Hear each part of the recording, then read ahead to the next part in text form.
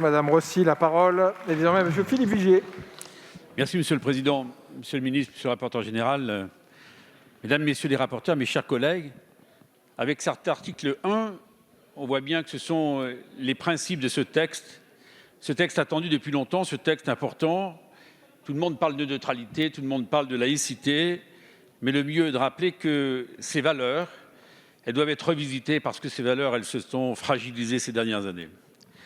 Alors, le collègue venait de parler à l'instant de cette extension aux organismes de droit privé qui ont en charge justement, dans le cadre de délégations qui leur sont données, de respecter ces principes de neutralité, ce principe de laïcité. Moi, je voudrais, Monsieur le Ministre, attirer votre attention sur les élus.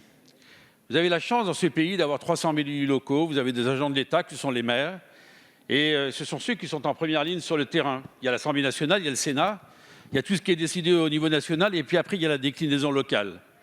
Il y a les situations auxquelles ils sont exposés. Naturellement, on a les 3 fonctions publiques, mais dans la fonction publique territoriale, ce sont les élus qui sont là.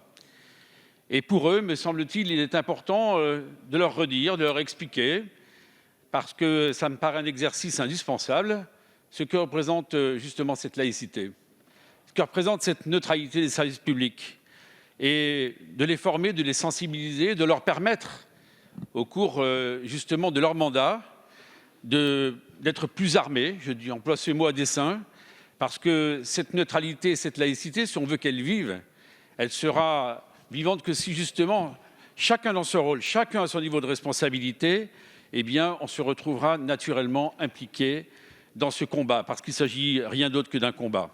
Et je regrette qu'on n'ait pas pu, justement, dans ce texte, aborder le problème qui se pose à tous ces élus nombreux, qui attendent aussi peut-être qu'on leur tende la main de manière à ce qu'ils puissent justement participer à la réussite de ce texte qui me paraît indispensable. Alors pour des raisons liées soit à la libre administration des collectivités territoriales, soit à une charge, parce que vous savez bien mes chers collègues que l'article 40 tombe comme un coup près dès que les parlementaires ont quelques idées. C'est dommage que l'on n'aille pas un peu plus loin dans ce texte. On a eu cette discussion en commission, Monsieur le Ministre, j'ai vu que vous étiez sensible. Je crois qu'à vraiment un moment ou un autre, il faut faire quelque chose. Vous ne pouvez pas avoir 300 000 personnes qui soient totalement exclues de ce combat et vous avez besoin d'eux au quotidien. Et j'espère que vous leur apporterez une oreille attentive et que l'on pourra avancer ensemble. Je vous remercie.